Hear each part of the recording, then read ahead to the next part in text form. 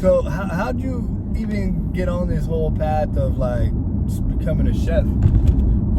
How did that all? I mean, like do you remember like the first time you ever cooked anything, or? I don't remember the first time I cooked, because I kind of just like started doing it and just like right. But I was always watching my grandparents in the kitchen. Anytime I was at my grandma's house, or if my mom was in the kitchen, I was in there sitting at the table, just kind of watching.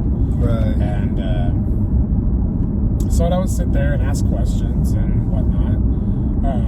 My grandpa, he used to make chorizo like 2 times a year, like fresh chorizo. Okay.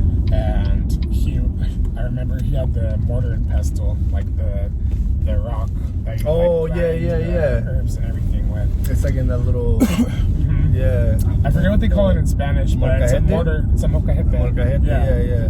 So he would make all the spice mix in there, and I thought it was so cool. And the house would smell like so good, and his hands would be all like red up his wrists and stuff, and he's just like there mixing the meat in this big ass bowl. Yeah. But I remember like him making it and packaging it and like keeping it in the freezer, and like whenever anybody in the family wanted some chorizo, like they just went over to my grandma's house and picked up a bag from the freezer. And I just remember it being so bomb, like nothing like the store-bought chorizo that you get in the tube, Right, yeah. Which is like super greasy and it's alright, but like homemade, it was fire. And we had it as much as we wanted, so it was so nice. And then my grandma always made tamales like around Christmas time. Yeah. It was usually after Thanksgiving, before Christmas, the family would get together and make a bunch of tamales.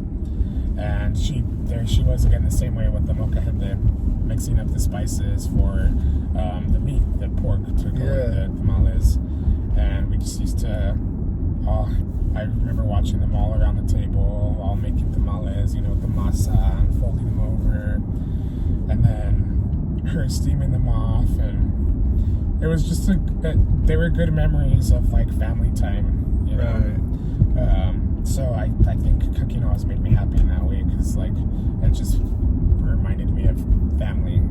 Yeah. And then my mom, like, God bless my mom. she made I swear she made the same food all the time. Roasting potatoes like on a Sunday, Oh, okay. Or she would make like carne guisada, and it was like pork with corn and like a tomato chili sauce and like rice and beans. But it was bomb. It was bomb. But I think after a point, I was like, okay, like, no, let's have something else. You know what I mean? Like, switch it up. Like, no, but you know what, though? Every Sunday, my mom made the best breakfast. And until I grew up and, like, moved out of the house, it was always, like, homemade hash brown, like, patties with, like, fresh shredded potatoes and sausage, bacon, eggs, however you wanted. Most of the time, she'd make, like, an omelet with, like, onions and cheese. Yeah, like, everything. Chile, like, tortillas. Every Sunday. And she'd have, like, my Thea over, or my cousins, or we'd have people over for, like, football or whatever. But it was Sunday breakfast. And it was my mom's Sunday breakfast, like, staple, like, bomb, like, that's what you had to look forward to waking up Sunday morning. You smell the bacon, you're like, all right, I better get up, because I'm out to eat a big old plate of breakfast right now. And I love breakfast for that fact, and that's a meal that I will make when I miss my mom. Oh, really? Yeah, when I'm, like, feeling homesick. Yeah. It doesn't matter if it's in the middle of the night, like, I will make my mom's breakfast, and it'll make me feel good. So, as far as, like, in grade school, in 5th grade, I was saying I went to Scootney after being at Little Cotton forever. Yeah, Scootney was the shit, bro. I asked the lunch lady one day, I don't know why. Yeah. I was like, hey, can I help you, like, cook breakfast in the morning? I don't know what made me do it, but it happened, and she, like, was like, yeah. Yeah. So I was in 5th grade and walking to school like at 5 in the morning, because I don't even remember what time breakfast started. But I helped her cook breakfast and like would serve the breakfast, and I don't know, it's kind of weird to think about now, like slave labor, like well that too, but she was like hell yeah, labor, like she was probably like hell yeah, I'll take some help, like yeah, we don't have to pay you, you know, right? Yeah. But I'm sure I didn't think about the slave labor. Yeah, I'm sure though, like I was a little fat boy all the time too. Like I loved food. Yeah. And I'm sure I asked her so that I could get extra breakfast because I really liked something so much or something. I'm sure it's something crazy like that. Yeah, but that's pretty crazy though. Like, you know, do you ever think about that now? Like thinking back, like how that just came full circle and like that. Yeah. You know, like well, because from that experience, like after that, it was just like, oh, I don't know, 7th grade, like.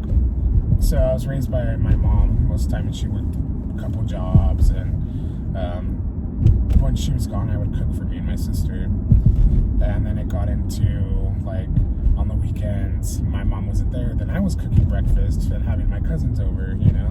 Yeah. And we never told my mom, but we would clean it up, you know, we'd clean the mess up, and I'm sure she could tell that, like, 12 eggs were gone or something, you know, but... Yeah.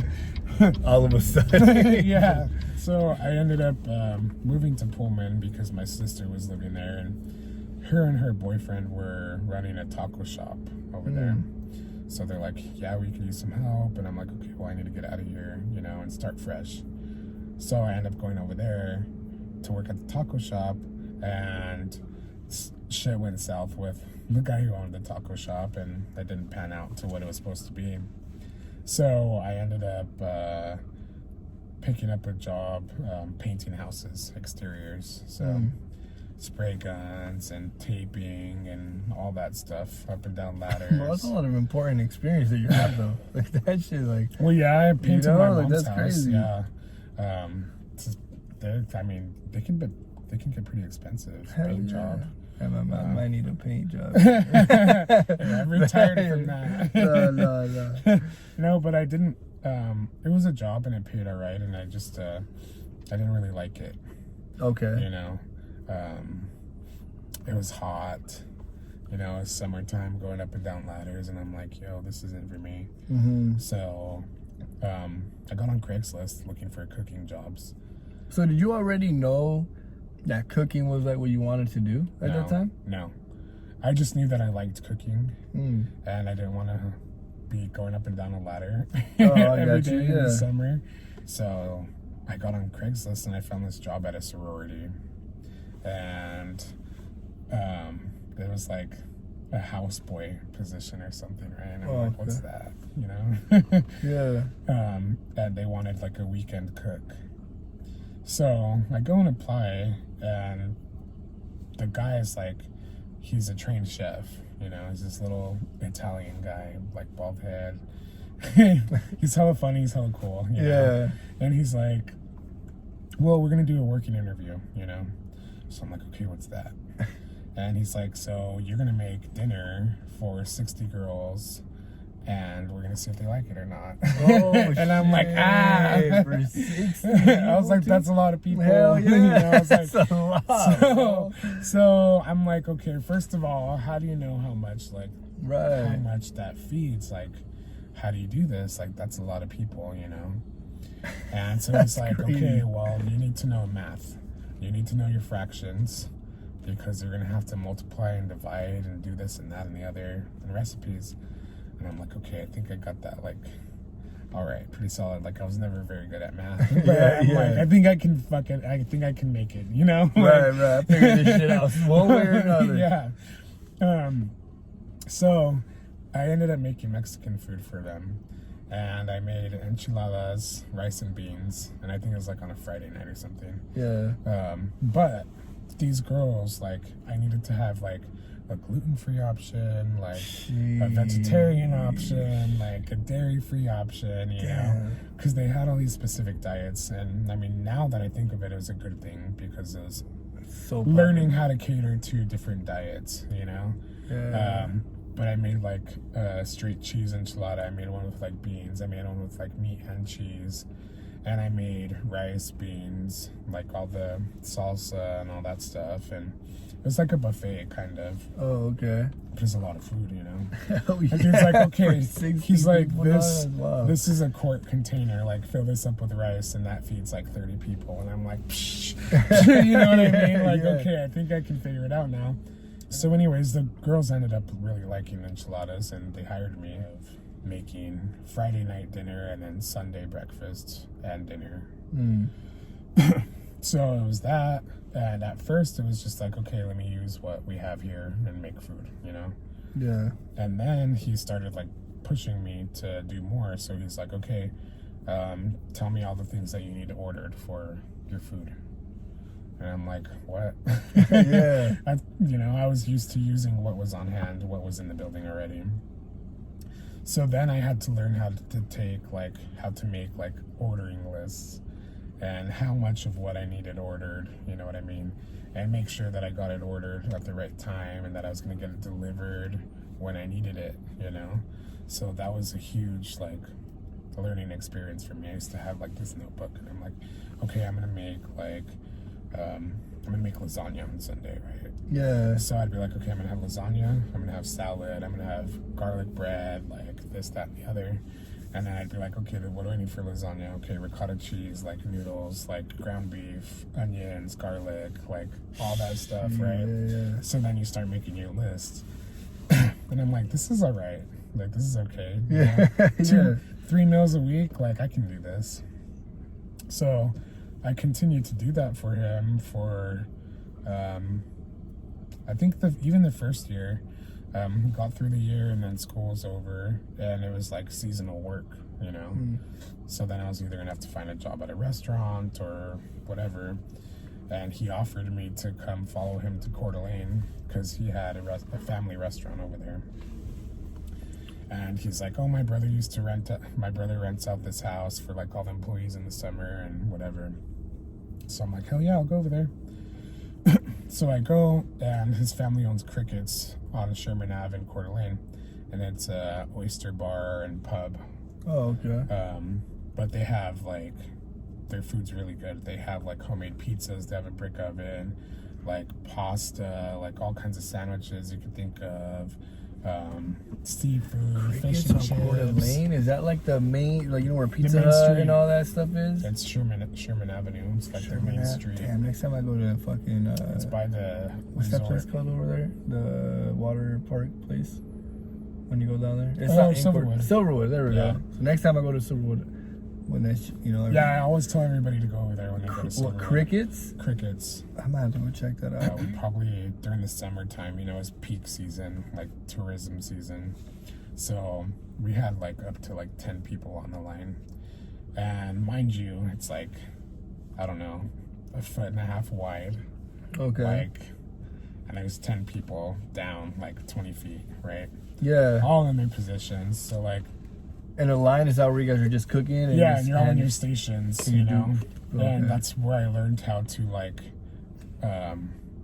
watch like for signs of like from the other cooks, like, oh, you have a pizza in the oven, the person on appetizers like needs to fire their appetizers for that table before the pizza goes in, and then when the pizza goes in, the guy needs to make the Philly steak sandwich and put the burger on while the other guy's making a salad. You know, and then you go to like turn the pizza and you're like, okay, 5 minutes on the pizza, and the guy's like putting the cheese on the burger and like getting the fries done and like the salad's crazy, going, bro. That's like, what I'm saying. so it's it was really like instrumental in me like learning to see how, like, I call the person who like runs the show on the line the conductor. Okay. You know, sometimes you call it like running the wheel. You know, you're taking the tickets, you're calling the tickets out, you're telling everybody like what to fire and like what order and the temperatures on steaks and burgers and stuff like that. But think of it as like a conductor. You know? Like a conductor to symphony, and you're like, okay, flutes, you know, okay, like pizza, like, you know what I mean? Yeah. What the BBB? Oh, What is that? so that was my first event that I planned like from the ground up. So it was beef, brews, and blues. Oh, okay. So it was kind of like around Oktoberfest, the first year that I had taken the position. Still haven't gone on that. I still haven't. I always say I'm gonna go. I never go. To what? To Oktoberfest. Oh, really? Having in Leavenworth. Leavenworth. Yeah. I always hear it's dope, but I've never been. So we're like, okay, what do we do that's like, I don't know, has something to do with beer and whatnot, you know, around October. So I have this vendor out of Prosser called Valencia Beef, and I've been working with him ever since I've been at the lodge. So I had a carving station with all different 4 kinds of meat, and then all from Valencia Beef. And then I had 2 breweries there. I had Ice Harbor Brewery, and then I had Single Hill Brewery out of Yakima. And I had them all set up with like their kegs, and then it was blues. So then we had a blues band or a blues singer there. And we sold tickets to this event, and it was like you pay like $60 for tastings from each brewery, so you got to taste all 3 beers that they both brought, and then you had like tickets to get like beef to taste all the beef. So, and then you got the blues music and just like a bunch of people in there, you know, just hanging out, eating, drinking beer. I ended up at the lodge. I took the position, like I really I went there to get in a sous chef position, and they offered me the executive position, and I was like, yo, I don't know, because I don't know if I have the experience you guys want. Like, And this was before. This was before COVID. This was before the beef cruising. And so what's so what position were you before? What's the executive? Just real quick. So I started there as a pantry chef, which was making salads, desserts, you know, soup, and then just like prepping and helping out with the kitchen stuff. And I did that for 6 months, and then there was a transition, and they wanted me to move into the executive position, and that entailed like so much more, you know, the food and beverage operations, managing staff, like menu development, staffing, you know, like everything from top to bottom. And to be honest, I was scared. I even cried when they like asked me. I'm like, yo, and like, no, I don't think I can handle that. Like, I got a fear, or yeah, like, just, just being unsure, and not being like, it was a whole new thing for me, you know. People were calling it fine dining, and that word's like kind of scary in itself, because once you go down that road and like you mess up a little bit, then game over, you know what I mean? Reputation. Yeah. So then COVID, March, we were finally like getting into a groove, and like felt like we were on like an uphill climb, you know, getting into the green, and we were getting busier, and people were starting to talk, and more people were coming and things like that. And then all of a sudden, bam, like we're at work one night, and people are talking like, oh my gosh, California just went under like a lockdown, like bars and restaurants are closed, you know. And I had the bartender there, and we're just talking, and I'm like, shit, you know, like kind of nervous, you know, and unsure. And then I called Kevin, who was the consultant, and he's just like, just stay calm, we don't know what's going on, you know, just get through the night, and, you know, we'll figure this out, just be calm. And that was the last conversation I had with him. Damn. Yeah. So about an hour later, we find out, like, okay, Washington too, like, this is our last night, you know. It was from one, like, well, I think there was a day. I think there was a day or two in between. I can't even remember, but I just remember that shit was like, it was quick, sudden, like, super quick. So that was the last we've heard of Kevin, and I find out the next day. I get a phone call from a management company, and they're like, so Kevin's no longer with us. What? And I'm just like, what? Like, that was my whole, like, my mentor. Right. You know, the guy that, like, helped me to get where I am, and was just, like, my if I had any questions, like how to do something or anything, because he was a cook too for the longest time. He was a chef. So that was hard, and knowing that he wasn't there anymore made me know that I was in charge, like, of the whole thing, you know? Because, you know, at the time I didn't feel like it, but essentially I got dropped. The whole thing got dropped on me. The whole bomb, So I'm like, okay, you know, not even a week after closing down, I'm like, all right, what do we do? How do I how do I restructure this to make it work for us, to make sure that we make money still, to make sure that I can still employ some staff, you know? And it ended up being just me for like a month. I pulled that whole kitchen apart. I laid everybody off, pulled the kitchen apart, like scrubbed it from top to bottom, like got it like squeaky clean. And in the meanwhile, I changed the menus, you know, to go to go and in-room dining, room service. So we do that, and then we start booking groups for, you know, Christmas parties and things like that, and Thanksgiving's coming, and it's like a big build up. Like, I'm working on all these menus, you know, trying to make things perfect, and we're getting all these reservations in, and then bam, shut down again. Round two.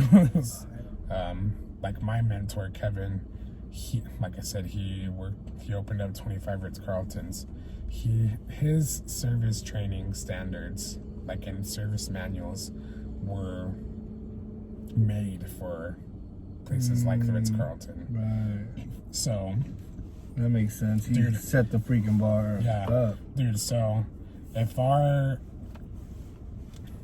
instance, our sequence of service, which is from the time the guest comes in the door to the time they leave after their meal, it's like all those little steps in between. For instance, like each seat is numbered. Whoa. So that like correlates with the kitchen and what like food is going to what seat.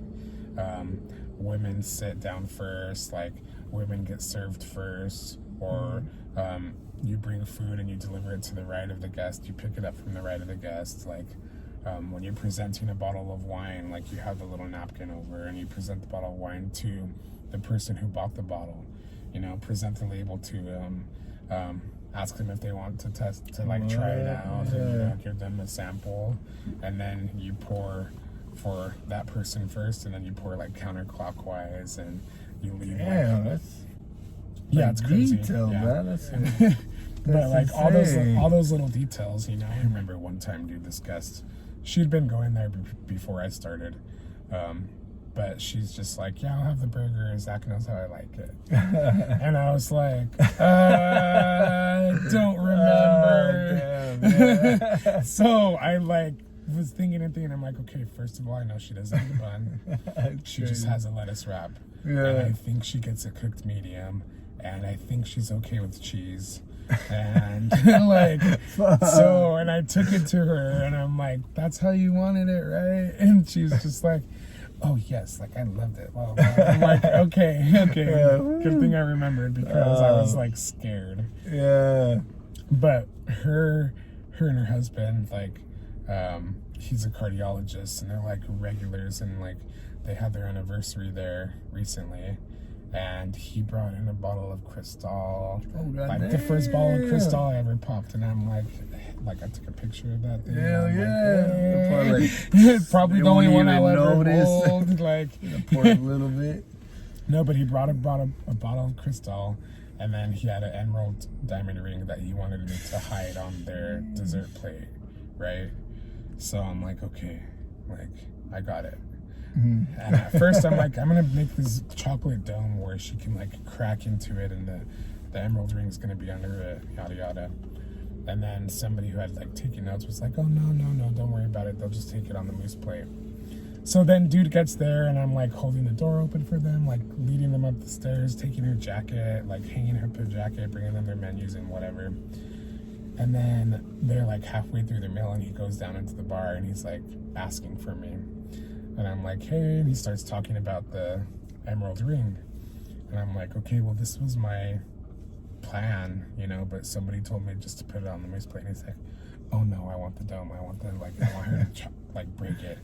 And I'm like, fuck, you're already like, your food's already there. Like, I'm busy. Right. I have to try and make a chocolate dome and freeze it and pull it out of the mold.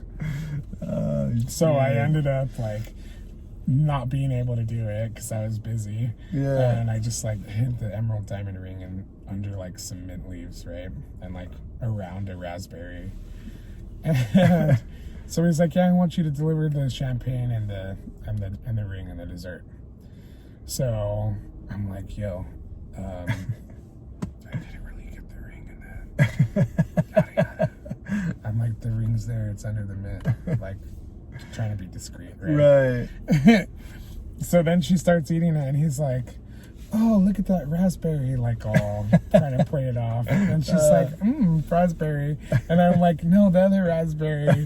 And she's like, oh yeah, oh. And I'm like, no, not that one, like the other one. And then she finally sees the ring. Hilarious, and I'm just like, oh my God. And I'm over here like, he gives me his phone and I'm over here like recording. And I'm like, no, that one. That's hilarious, dog. But they're like one of my favorite couples. They took me out to dinner, like to this Indian restaurant. She's Indian. Yeah. And took me to their house and like so nice, you know, like that's crazy. And it's crazy that's to dope. build those relationships with people who are just coming to like have dinner with you. You know, that's the best. Like I tried my best to reach out to like for instance, there's this tiki bar that just opened in the summer in the Parkway in Richland, and it's called Moniker. And like the first week they opened, me and my sales director went over there with like a welcome bag, you know. Oh, that's dope. Like we put a bottle of Drumheller wine in there, like a bunch of collateral, like brochures. Hannah had this like little light string that had like pineapples on it, and she's like, oh, that's like tiki bar, like let's give it to them, you know. Yeah. We gave them like some granola and some of our pastries and just like a welcome bag, you know. And I think it's important to do things like that, you know, because once I gave that to them, you know, it's just like they felt a part of the community and like just got these big hugs, and like they've been to Drumhellers too and supported and just like brought friends over there, and you know, it's really important to build those community bonds because that's what makes the community, you know. People wanting to give a part of themselves to everybody else and share certain experiences with people, you know. There you go. All right. Okay. All right, bro. Thank you, man. We'll see you later. Later, brother.